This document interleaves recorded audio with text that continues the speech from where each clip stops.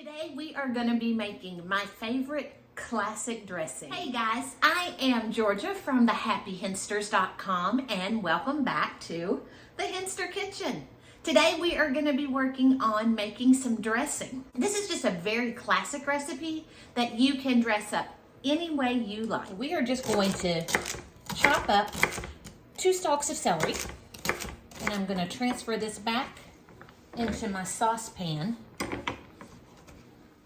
Now we're going to take our onion, and we're wanting roughly a cup of diced onions. So that could be anywhere from half to a full onion, just depending on its size. And again, we're just going to do a rough chop on it. And I'm just going to put this right back here in my pan. Let's go in with a good pinch of salt and some fresh black pepper.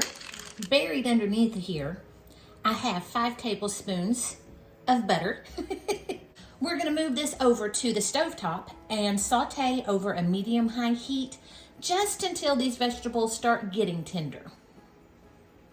While our vegetables are doing their thing on the stovetop, I'm gonna take a 12-ounce bag of, now I'm a Pepperidge Farm snob, but I'm gonna take a 12-ounce bag of my Pepperidge Farm herb-seasoned classic stuffing.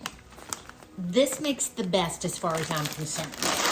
Go right into our bowl. Then we're gonna add 1 cup of low sodium chicken broth.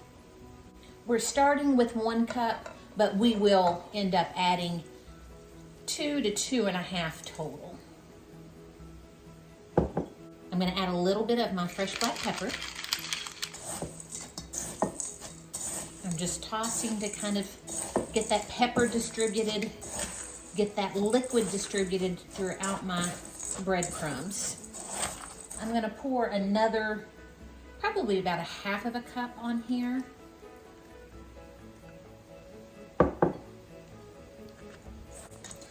All I'm gonna be doing is giving this liquid time to absorb into our breadcrumbs. I'm looking at the bottom of my bowl to make sure that there's no pooled liquid.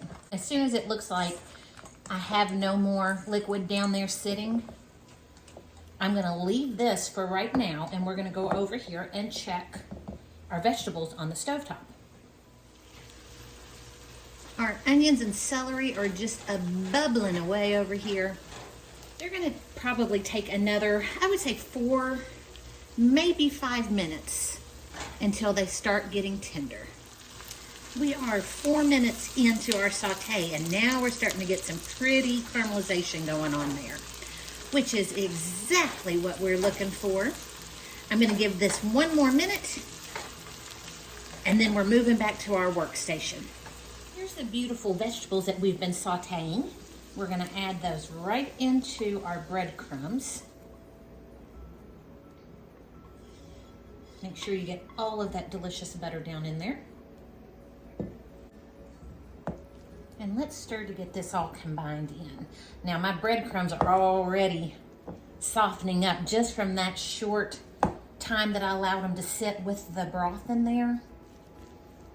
The reason I reserve some back is it seems like every time you make dressing, it's gonna be a little bit different as far as how much liquid is necessary. I don't know if there's variation in the breadcrumbs that we get in these packages, but I do know when I saute my vegetables, there's always a different amount of liquid that the vegetables will put out. So I like to incorporate all of this first, and then I will finish off with any more chicken broth that's necessary.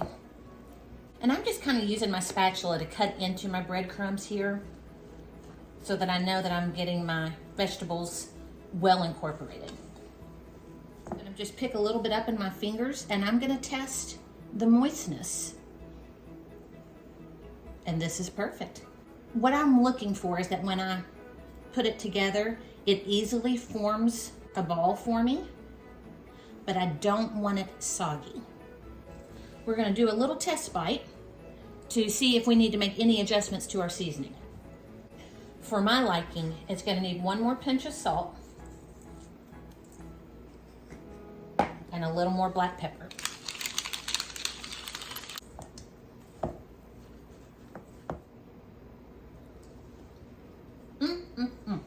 just delicious. So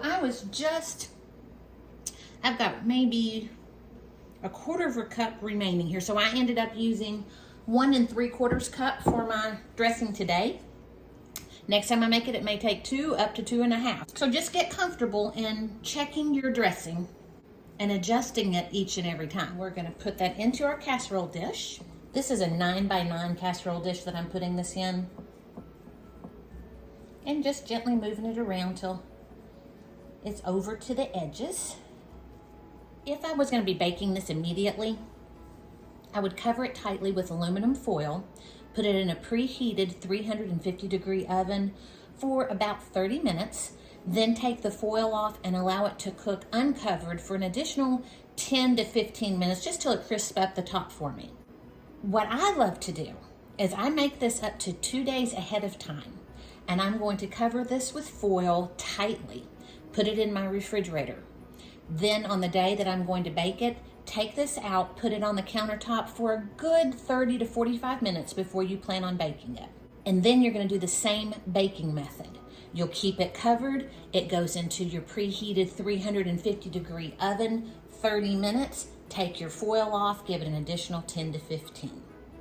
You all are going to love this dressing, and the fact that you can make it ahead of time makes it just perfect in my book.